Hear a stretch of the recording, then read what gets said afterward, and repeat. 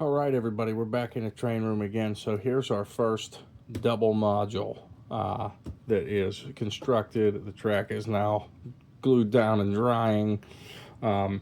Since I didn't have the 440 millimeter pieces yet, I decided to put my double crossover on. So this is the double crossover with the wood ties from Rokuhan. And I'm using the 4 pieces of the R001s. Now for this double crossover, this is the R078. The other one I think is the R079, but that's the one with the concrete ties, so just keep that in mind if you want to get one of those.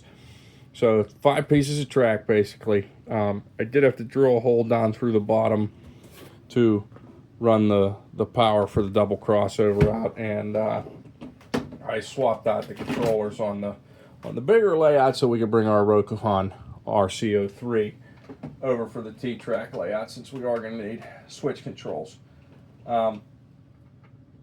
So far tonight I have I built all the latest 4 modules, which are over here. As you can see, they're all drying and taped off. So I brought this 8-foot table down here. Had to kind of move things around a little bit, but it worked out nice. Moved my cabinet over, got it running underneath. Might put a light under there, we'll see, but who knows. So this has got room to fit a few more double modules. I would think once I get probably 2 more on the 2 on the front, 2 on the back, and then that'll be it for now until I end up needing a bigger table. So but yeah, that's what we got for now. So we're gonna get the track laid down on those. So I have the 220s. I got 4 220s, which I'll just put on these other straight pieces. I'm not gonna put power leads in those ones. I don't have enough of the feeders right now. And then this double module, those will just be 440s when they come in. And then I'm gonna get 4 more double modules, and we'll probably put some turnouts and things in those and make them a little more functional. So back over here to this one. Like I said, we got our track down. I'm just adjusting it, making sure it's drying right. Definitely one thing about T-Trak modules, you gotta get them in those lines so your track overhangs right. I could be doing this with a brush, but why not use my finger and brush the glue along here. One thing I do plan on doing with this module, since it is a crossing, these are all feeder tracks. So I'm going to wait to ballast until this module is completely done. And I'm going to go really light. You've seen some of my ballast jobs. I end up always going too much. So I'm going to go as light as possible on these. But these, where the power leads are at, and hopefully I didn't glue them in there, I'm going to use the Rokuhan Train Alarm. And probably put one, I'll probably get 4 of them and put them here and here. So then there'll be lights going into the crossing. And since those are powered by the track, there's no wiring involved with it. As I told you guys in my last video, or the one before, whatever it was, we got this Model Magic Crayola clay, not cray. So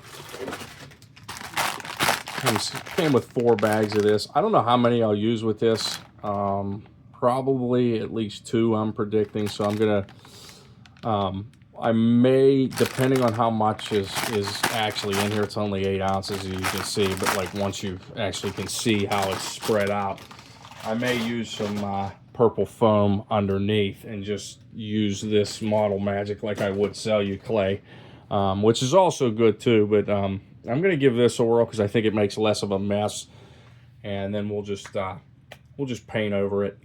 We got our earth undercoat here, Woodland Scenics, purchased at Esther's Hobby Shop, Millville, PA. Check them out. Go from there. Thought about even doing like a little lake right here, just something small, maybe a pond. I have some hills there, but this is going to be the first module I complete, and we'll see how it goes from there. And then the challenge, since I've never done modules before, will be blending the scenery into the next module. So on the layout itself, you can see that there's 2 singles, one here and one there. These both have the power leads in them. So this one is probably going to be moved on that end, because I don't think I'll put power leads in those other singles, as I said. And then we'll have it, the new module with the double crossover will be one of the ones on the front. So it'll be singles on the up against the corner modules, and then we'll just fill in with doubles from here.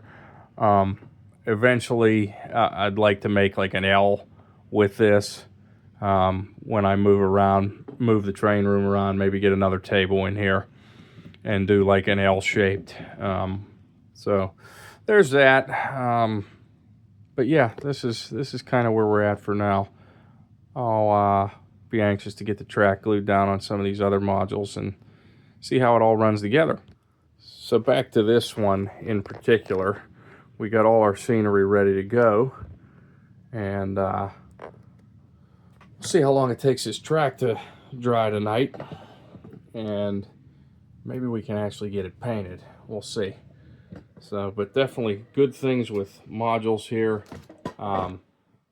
Check them out, Klawndyke modules. I'll leave the link in the description. Go see Sean for your N scale and of course Z scale T-Trak modules.